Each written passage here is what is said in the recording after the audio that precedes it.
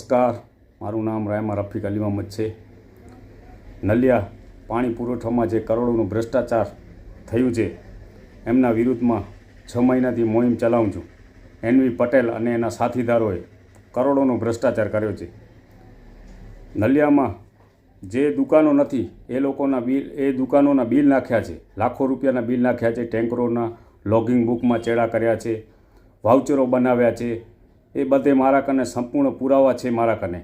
અને જે તે વખતમાં એ લોકોના વિડીયા પણ ઉતર્યા હતા ભ્રષ્ટાચારના, એ પણ મારા કને બધે પુરાવા સાથે છે. મેં ગાંધીનગર આ લોકોનો વિરુદ્ધમાં ભ્રષ્ટાચાર વિરુદ્ધમાં મેં અરજી કરી છે. ગાંધીનગર કરી, ભુજ કરી, આરટીઆઈથી માહિતી માંગી, તોય પણ મને નખત્રાણાના જે અધિકારી, અમુક ભ્રષ્ટ અધિકારી એમના સાથે છે, એ લોકોએ મને માહિતી આપી નથી કે આ તમે સંપૂર્ણ માહિતી તમને નહીં મળે, એવી રીતે મને લેખિતમાં દીધો છે. તો વાંધો નથી, મારા કને સંપૂર્ણ માહિતી છે. એ લોકો જે ભ્રષ્ટાચાર કર્યો છે, જે દુકાનો છે એમના નામ છે, ને એ લોકોની જે તે વખતમાં બદલી થઈ હતી. એનવી પટેલ જે મુખ્ય સૂત્રધાર છે, ભ્રષ્ટ અધિકારી છે, હમણાં જે ભુજ છે એની બદલી થઈ છે 2025માં. ભુજ મેન સૂત્રધાર છે. કરોડો રૂપિયાનો એને ભ્રષ્ટાચાર કર્યો છે. કારણ કે સ્ટાર્ટિંગમાં એની બદલી આવ્યા ને એની બદલી સુરત થઈ હતી, પણ એ બદલીમાં કેન્સલ કરાવી બીજા એમના સાથી જે સાથીદાર છે એમની ગાંધીધામ થઈ છે. એ ગાંધીધામ નથી ગયા, એ ઘણા વર્ષથી નોકરી કરે છે.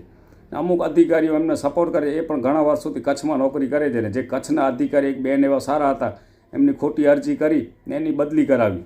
એટલે આ ભ્રષ્ટ અધિકારીઓ ઉપર કાયદાકીય કાર્યવાહી થાય.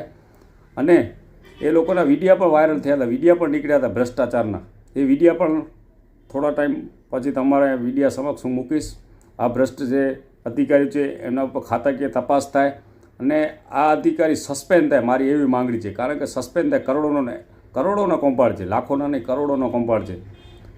ને એના પહેલાં જે પણ બીજા પણ અધિકારીઓ હોય તેમના ઉપર ખાતાકીય તપાસ થાય ને એ સસ્પેન્ડ થાય, એવી જ મારી માંગણી છે. જય હિન્દ, જય ભારત, જય સંવિધાન.